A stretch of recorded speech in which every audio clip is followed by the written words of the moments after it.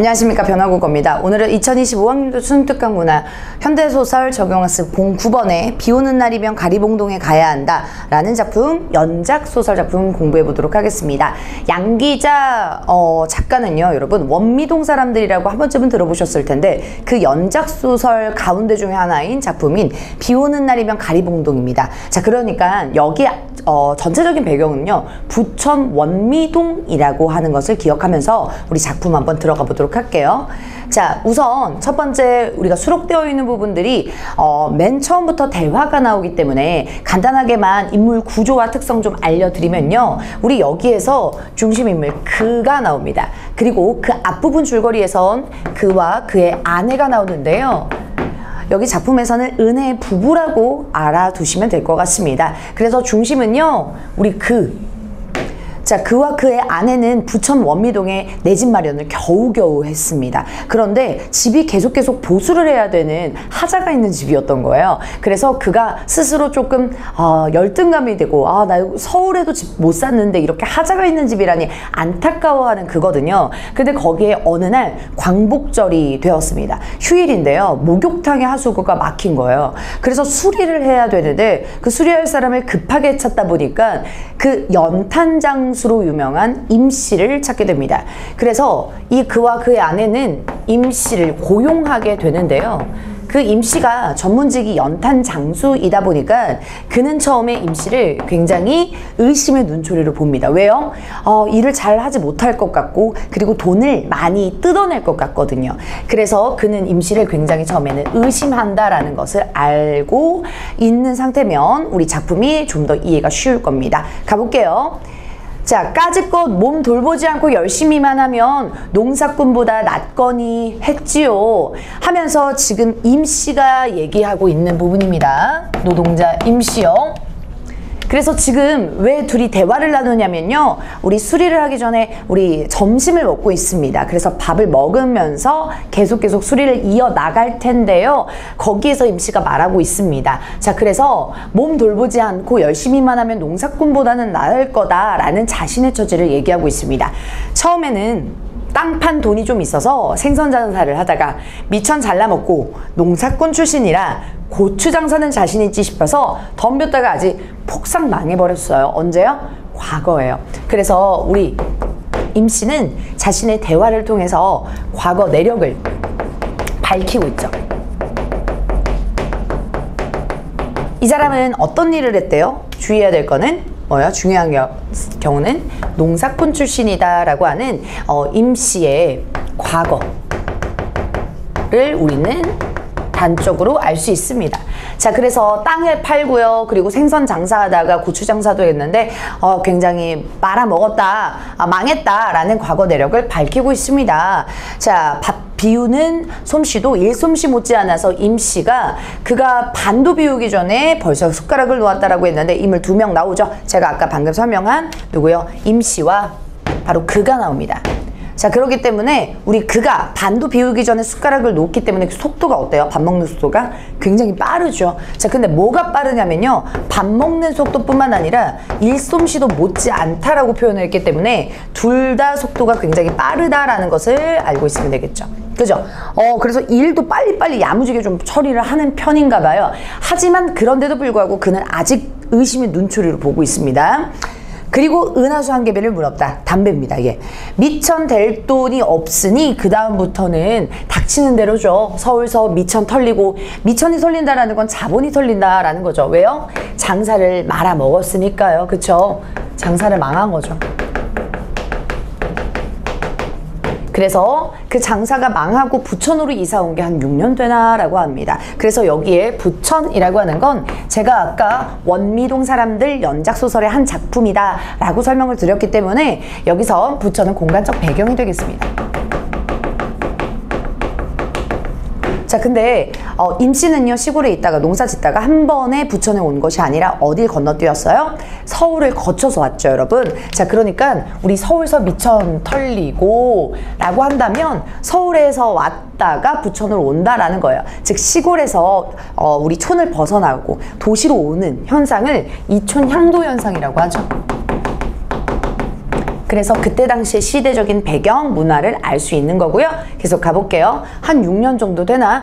이 바닥서 안 해본 게 없어요. 얼음 장수, 채소 장수, 게 장수, 번데기 장수 걸리는 대로 했으니까요. 굉장히 성실하고 열심히 살았죠. 장사를 하려면 단돈 1,000원이라도 미천이 들게 마련인데 이게 결핍하면 미천 까먹기라 이겁니다. 자, 그러니까 뭐예요? 사업을 해도 돈이 굉장히 많이 필요한데 그걸 계속 까먹다라는 거죠. 좀 되는가 싶어도 자식 새끼가 많다 보니 쓰이는 돈도 많고 그래서 재작년부터는 몸으로 벌어먹는 노가다 일을 주로 했어요. 라고 해서 굉장히 다양한 일을 했다라는 건데 이 다양한 일은 왜요? 돈 욕심 때문이 아니라요. 어떻게 해요? 자식 새끼가 많다 보니까 쓰이는 돈도 많고 라고 하는 이 가장의 책임을 볼 수 있습니다. 그러니까 자기가 잘 먹고 잘 살려고 하는 것보다는요. 가정에 또 가장으로서의 책임감을 느끼고 다양한 일을 열심히 하고 있죠. 뺑기쟁이, 미쟁이, 보일러쟁이 앞에서 나왔던 장수는 좀 이해가 될 텐데 여러분 뺑기쟁이라고 하는 거는 이제 페인트 칠하는 거예요. 페인트 칠 하시는 분들을 얘기하고요. 미쟁이도 이제 도배나 아니면 인테리어 요즘 말로 인테리어 하는 일이다라고 생각하면 됩니다. 그리고 보일러쟁이, 보일러 고치는 사람들, 설치하는 사람들 얘기하는 건데 뭐 손 안 댄 게 없어요. 엄청 다양한 일을 한 거죠. 잡부가 없다면 잡부로 뛰고 도배쟁이가 없다면 도배도 해요. 그러다 겨울 다치면 공태어에 연탄 부려놓고 연탄 배달로 먹고 살지요 라고 해서 맨 처음에 제가 이 임씨를 소개할 때 연탄 장수라고 소개를 했잖아요. 그래서 이 사람은 연탄 장수일 뿐만 아니라 굉장한 엔잠러예요. 기술이 굉장히 좋죠. 그래서 다양한 일을 성실하게 하고 있는 임씨의 모습을 보여줍니다. 다양한 일을 성실하게 하는 거죠. 그쵸? 자, 이것도 역시나 서술상의 특징은요. 과거 내력을, 임씨의 과거 내력을 알 수 있다. 굉장히 열심히 살았잖아요. 그러면 우리가 임씨가 만약에 긍정적이라고 우리가 여긴다면 굉장히 칭찬하고 와 대단하다 리스펙한다 이런 시선으로 바라보겠죠. 하지만 그는 어떨까요? 가볼게요.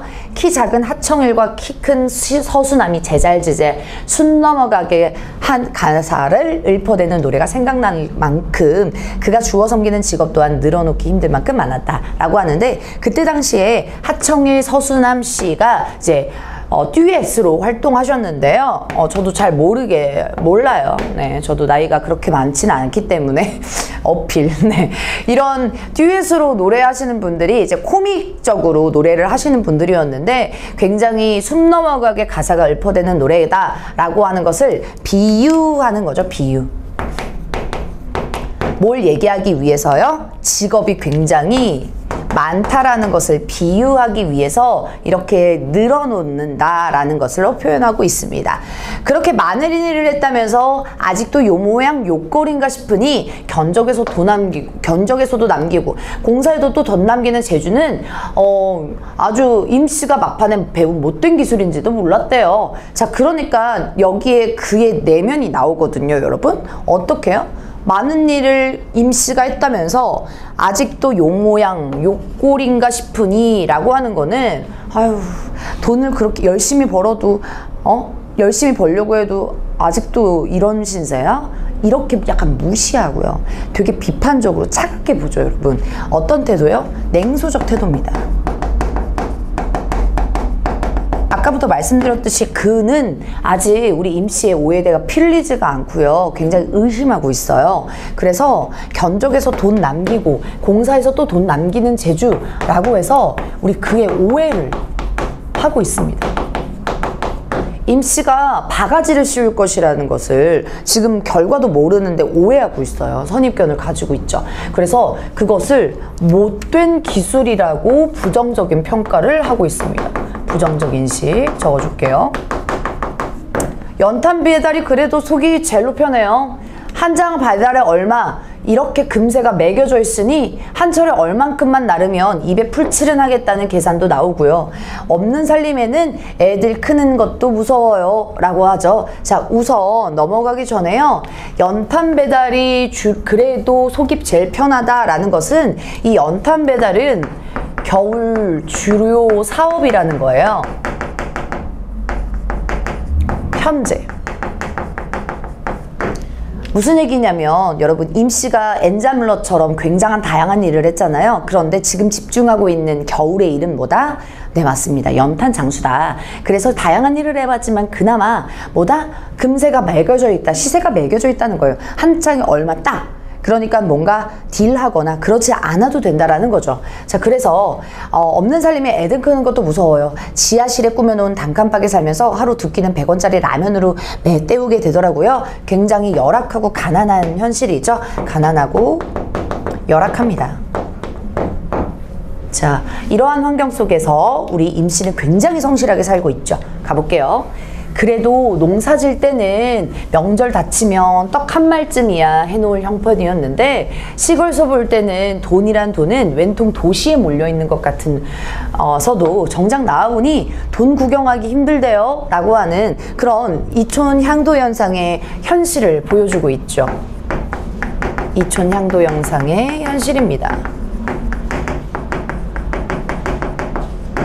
그래서 도시로 나올 때는 굉장히 꿈과 희망을 가지고 나와요. 그죠? 그래서 시골을 갈 때는, 시골에서 서울로 갈 때는 나 돈 많이 벌 거야, 성공할 거야 라는 다짐을 하는데 현실은 그렇지가 않다라는 거죠. 자, 그는 또 공사 맡아서 주인 속여 남긴 돈은 다 모았한 후 하는 생각에 임씨 얼굴을 다시 보게 됩니다. 그에 되면 또 다시 나오는데요. 어때요? 그는 다시 보게 되는데 어떤 생각을 한대요? 공사 맡아서 주인 속여 남긴 돈이라고 하잖아요. 역시나 계속 오해를 하고 있습니다. 부정적인 인식이에요. 임씨 착한 사람이거든요. 근데 그는 잘 알지도 못하면서 이야기를 들으면서도 계속 오해를 하고 있다라는 것 알아두시면 되겠습니다. 가볼게요. 하기야 임씨 같은 뜨내기 인부에게 일 맡길 집주인도 흔치 않겠지 하고 어림하다 보니 스스로가 바보가 된 것 같아서 그는 입맛이 있었다 라고 얘기하죠. 그래서 스스로 돌아보고 있습니다.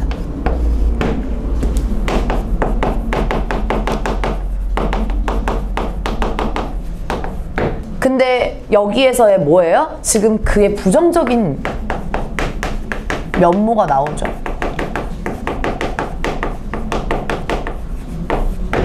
그러니까 우리 그는요 사람을 멋대로 오해하고요 심지어 임씨를요 바가지 씌는 사람을 아주 확정을 짓고 있어요. 그렇기 때문에 처음에 그는요 오해가 풀리기 전까지는 부정적인 캐릭터로 나온다라고 인식을 해주시면 될 것 같습니다. 중약부문 줄거리 가볼게요. 당초 예상보다 이르게 목욕탕 수리를 마무리한 임씨는 그와 그의 아내에게 집에 손볼 곳이 있으면 봐주겠다고 제안을 하고 임씨가 수리비 비용을 과하게 청구할까봐 불안했던 그는 옥상 방수공사로 추가로 부탁을 합니다. 임씨를 도와서 옥상 방수공사를 늦은 시간까지 하면서 그는 집수리 일이 생각보다 어렵다라는 것을 알게 됩니다. 자, 그러니까 실제로 처음에는 금방 하겠지 했는데 임씨를 하는 행동을 보니까 굉장히 땀을 뻘뻘 흘리면서 열심히 하는 거예요. 그래서 집수리가 굉장히 힘들구나 라는 것을 점점 깨닫게 됩니다. 자, 그런데 또 임씨의 정직한 계산서를 받고요 자신이 임씨의 오해했음에 물결 부끄러움을 느낍니다. 그래서 여기에서의 내면 변화가 시작이 될 거예요. 그래서 우리 부끄러운 변화는 그의 태도, 내면 변화가 있을 겁니다.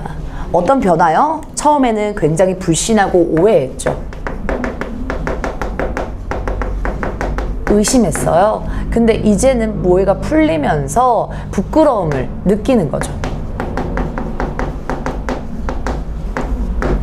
가볼게요. 그래서 이 소설은요 가장 중요한 게 그의 내면의 변화입니다. 부정적으로 여겼던 인물이 오해가 풀리면서 거기에서 나타나는 부끄러운 반성을 얘기하고 있기 때문에 가장 중요합니다. 가볼게요. 조수다 형씨 한잔합시다 라고 합니다. 자, 앞에 중략 부분 이전에는요 호칭을 어떻게 했냐면 사장님이라고 했어요. 근데 형씨로 바뀌어요. 이게 호칭 변화죠, 여러분. 그러면 이런 호칭 변화를 통해서 우리는 뭘 할 수 있을까요? 이 사람들이 서로 멀어졌다, 가까워졌다? 가까워졌다라는 것을 알 수 있겠죠. 그래서 내적 거리감이 좁아졌다, 가까워졌다 라고 간단하게 필기하고 갈게요. 그래서 서로 친해져는 친밀한 관계가 형성이 됩니다. 임씨가 호기를 부리며 소리나게 잔을 붙이십니다. 지금 뭐 하고 있냐면 수리가 다 끝나고요. 오해를 했다는 걸 깨닫고 부끄러운 나머지 미안한 나머지 술 한 잔을 집 앞에서 하게 됩니다. 그래서 동네 슈퍼 앞에서 서로 둘이 이렇게 짠 기울이고 있는데요. 서로 알고 보니까 네, 동갑이라고 임씨는 오해하고 있어요. 뭐냐면 정확하게 얘기하면 그가 임씨보다 나이가 어려요. 근데 이 그의 입장에서 임씨가 나보다 어린애가 이렇게 날 부리고 있네 라고 하면 임씨가 자존심 상해할까 봐 지레 겁먹고 이제 그가 나이를 올려치기 한 거죠. 그래서 정확하게 말씀드리면 두 인물은 동갑이 아니고요. 근데 임씨가 자존심 상해할까봐 걱정한 나머지 그는 나이를 올리면서 둘이 동갑인 줄 아는 게 임씨입니다. 알겠죠, 여러분? 자, 그래서 임씨가 짠 하고 있습니다. 서로 술을 마시고 있죠? 그렇지. 다 같은 토끼 새끼 죽에 무슨 얼어 죽을 사장이야 라고 하네요. 그러니까 여기 토끼 새끼라고 하는 건 같은 토끼띠다 라는 것을 어필하고 있는 거죠. 그러니까 이것을 어필하고 있는 이유는 뭐다? 정서적인 연대감이 있다라는 것을 보여줍니다. 그래서 우리 둘이 친구잖아 라는 것을 자꾸 어필을 하는 거죠, 여러분. 사실상 동갑은 아닙니다.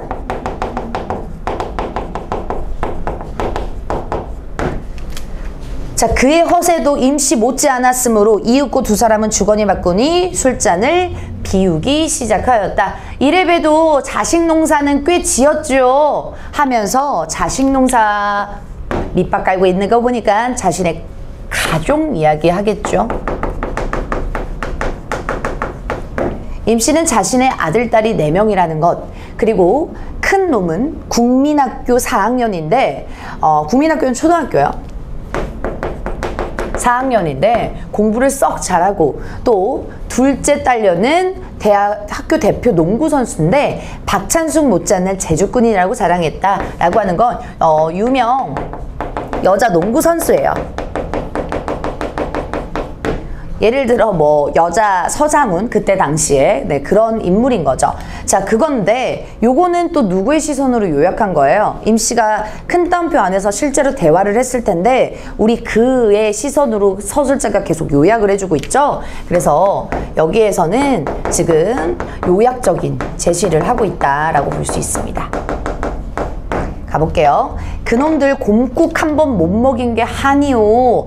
형씨, 내 이번에 가리봉동에 가면 그 녀석 멱살을 휘어잡았어야지 라고 얘기하는데요. 우선 곰국이라고 우리 곰탕 있죠? 우리 뭐죠? 이 국밥에 들어가는 설렁탕, 곰국, 곰탕이요. 근데 이것을 못 먹인 게 한이니까 이것조차 못 먹이는 열악한 현실이에요. 자, 근데 이 임씨의 가족에 대한 사랑인 거죠. 그래서 굉장히 가장으로서의 책임감 그리고 가족으로서의 애정이 있다라는 것 확인할 수 있고요. 그리고 여기에서 제목과 관련된 이야기 나오죠. 가리봉동에 가면 그 녀석 멱살을 휘잡아야지 라고 해서 제목과 연관되는 거 나옵니다. 자, 임씨가 이빨 사이로 찜을 찍 뱉었다. 불만인 거죠. 뭐 맛있는 거나 되는 줄 알고 그 김반장이 발발이 새끼가 쪼르르 달려왔습니다. 가리봉동에 가면 곰국이 나와요 라고 얘기하네요. 자, 그러니까 김반장이 발발이 새끼라고 얘기하는 이 김반장은요 그 동네 슈퍼에 네, 아주 돌아다니는 네, 동네 주민이에요. 그래서 그 김반장이 나와서 관심을 가지고 있는 거죠. 뭐 가리봉동에 가면 좋은 거 있는 줄 알고 가볼게요. 임씨가 따라주는 잔을 받으면서 그는 온몸을 휘감는 술기운에 문득 머리를 내돌렸습니다. 그러니까는 술을 주고받는 장면이 나오고 있죠. 자, 디귿. 아까부터 비 오는 날엔 가리봉동에 가야 된다는 임씨의 말이 술기운과 더불어 떠올랐다라고 하는 우리 제목의 의미가 나오죠.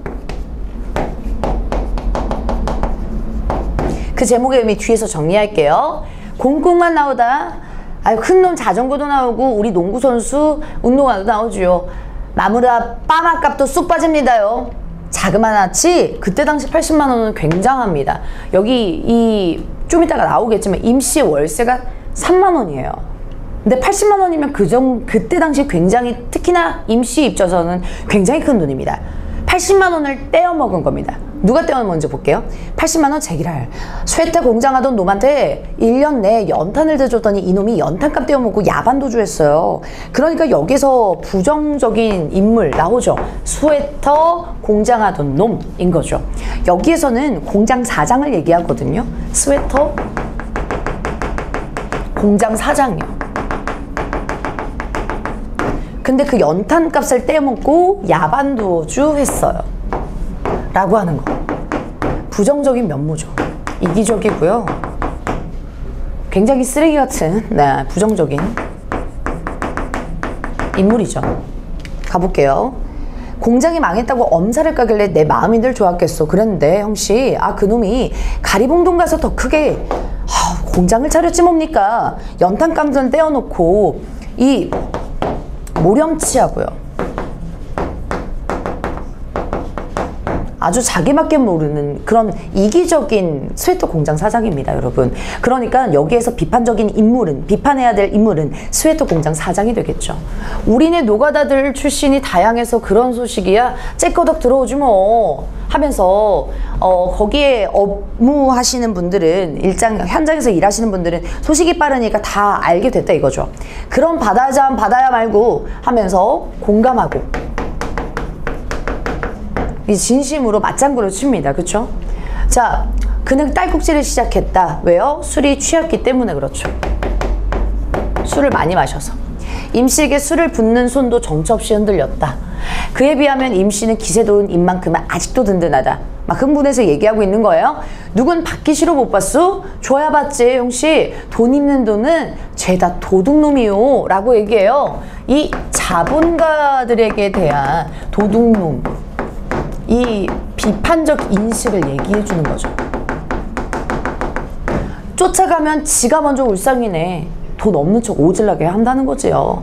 여공들 노임도 밀렸다. 여자 그 공장 노동자들의 노임 임금, 돈이요, 월급 밀렸다. 부도가 나서 그거 메우러다 마누라 목걸이까지 팔았다고 지가 먼저 성깔내. 아주 그래서 적반하장의 태조죠.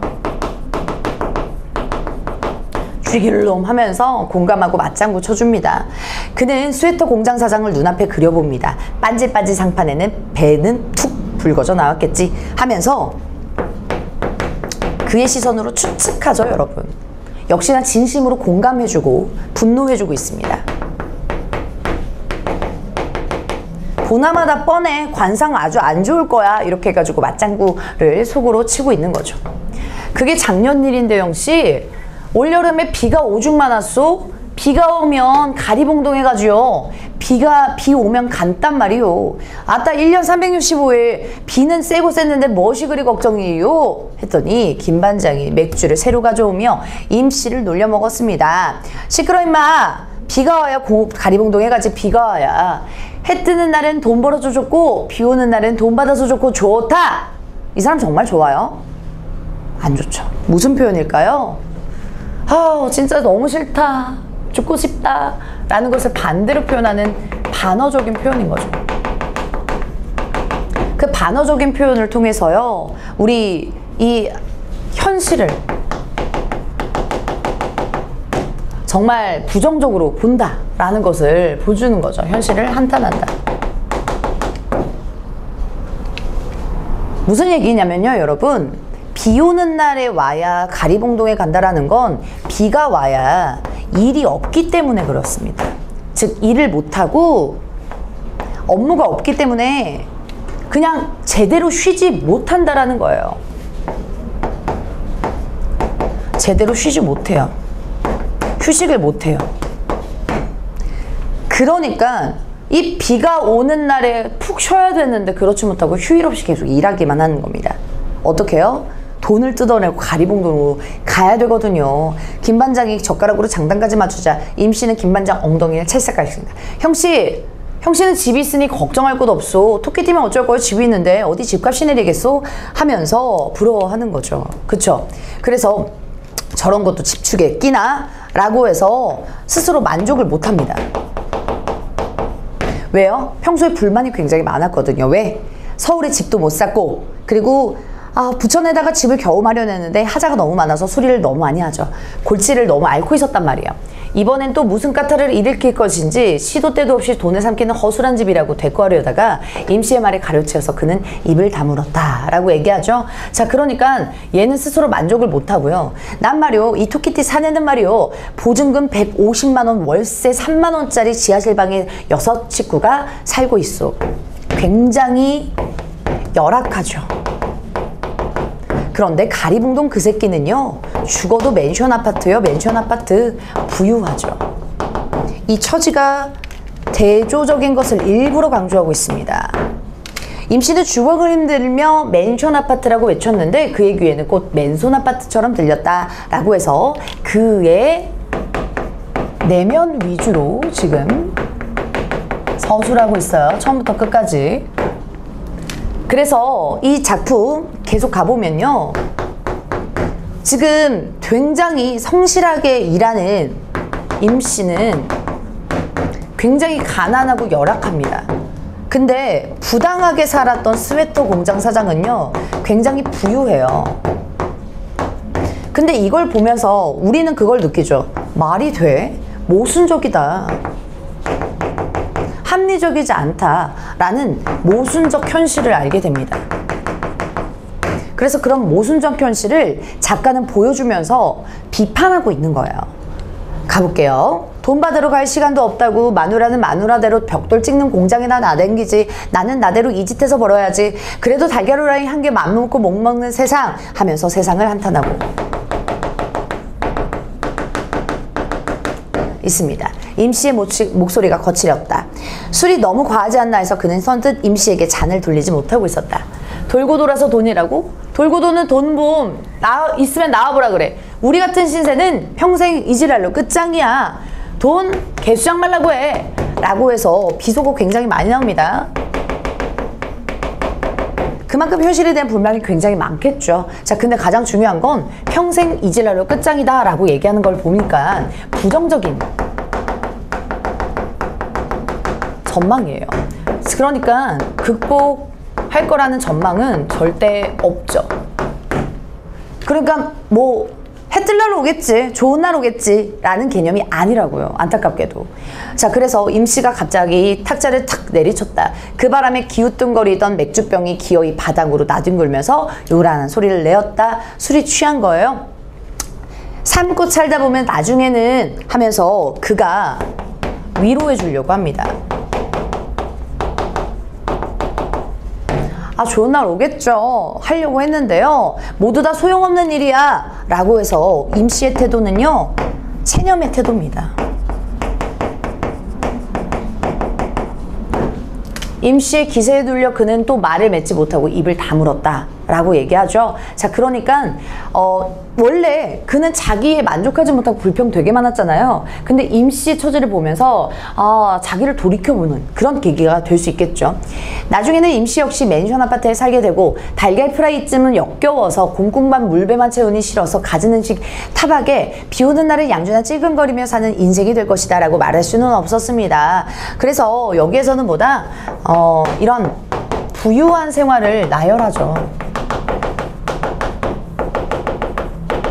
경제적 성공한 인생이에요. 천반만 참는다고 해서 이 두터운 벽이 오를 수 없는 저 꼭대기가 발밑으로 걸어와 주는 게 아님을 모를 사람이 누구인가 라고 얘기합니다. 자, 그러니까 뭐다? 오를 수 없는 저 꼭대기가 발밑으로 걸러와서 주는 게 모르는 사람이 아니냐라는 거죠. 이 해결책은요, 개인이 절대 할 수 없다라는 걸 보여주는 거예요, 여러분. 혼자서 아무리 열심히 이렇게 성실하게 일해도요, 가난을 벗어나지 못하는 임씨의 처지를 보면서 이러한 문제, 이런 모순적인 현실은요, 개인 중심에서 벗어날 수 없다, 해결할 수 없다라는 것을 지금 서술하고 있습니다. 그는 임씨의 핏발선 눈을 마주보지 못하였다. 엉터리 견적으로 주인 속이는 일꾼이라고 종일토록 의심하던 손해볼까 두려워 궁리를 하던 꼴이 눈치채이진 않았는지 라고 해서 스스로를 돌이켜보죠. 이게 뭐다? 낮에 그의 오해하던 모습이에요.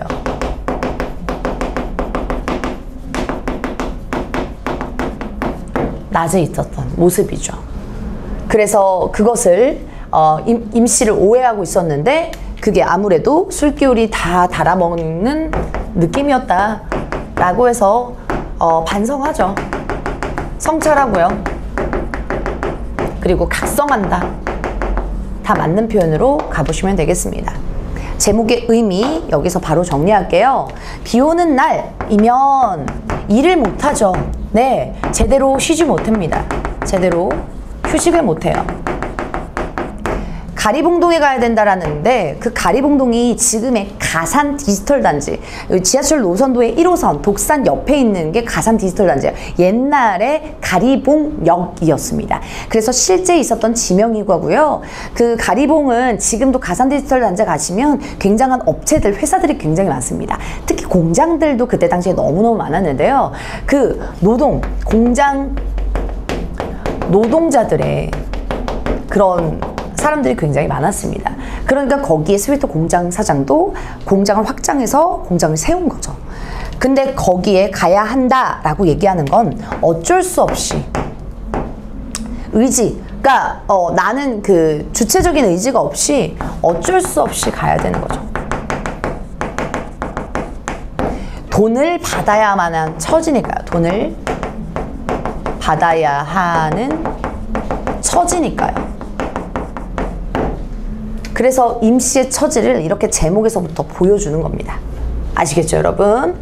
자, 그래서 우리 해제 보시면 이 작품 아까 얘기한 것처럼요, 광복절 휴일을 하루 동안 한 가족이 겪는 일을 통해서 중산층 서민들이 오만과 불신을 꼬집는 소설입니다.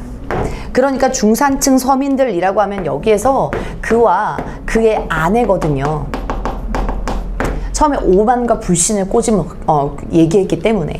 그리고 어렵게 소도시에 마련한 연립주택에서 이뤄지는 집수리 공사로 형편이 쪼들려 마음의 여유를 갖지 못하고 타인을 믿지 못하는 부부 두 사람이 정직하고 성실한 하층민 노동자 임씨를 통해서 돌아보게 되는 계기, 성찰 계기가 됩니다. 이를 통해서 1980년대 경제성장 풍요 속에서 소외되었던 그런 평범한 사람들의 아픔, 그리고 존중과 신뢰를 잃지 말아야 하는 것을 이 작가는 얘기하고 있는 거죠. 그래서 주제는 도시 중상층의 소시민성, 그래서 누구에 보여준다? 그를 대표적으로 보여주고요. 거기에 대해서 자기 반성, 내면 변화를 통해서 보여줍니다. 오케이? 자, 그렇기 때문에 우리 전체 줄거리 참고로 읽어주시고요. 그 전에 우리가 서술상의 특징과 시험 포인트 몇 가지 좀 짚고 넘어가도록 하겠습니다. 자, 시험 문제 굉장히 출제될 가능성이 높은 파트인데요. 서술상의 특징은 가장 중요한 건 우선 처음부터 끝까지 나라는 글자가 나오지 않죠, 여러분. 맞습니다. 3인칭인데요. 작품 박, 서술자죠.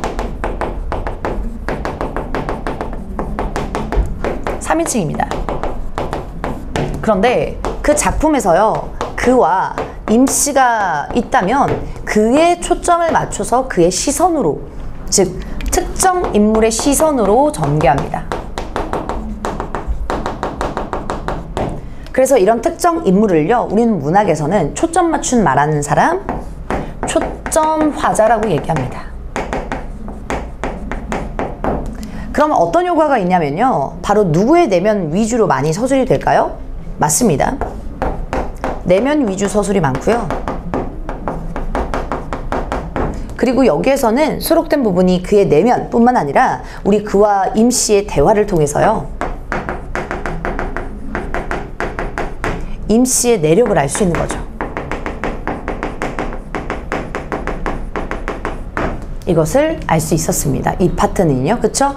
자, 그리고 우리 그 은은 처음에는 오해를 해서 부정적인 열등감에 시달리고 있다가 오해가 풀리면서요.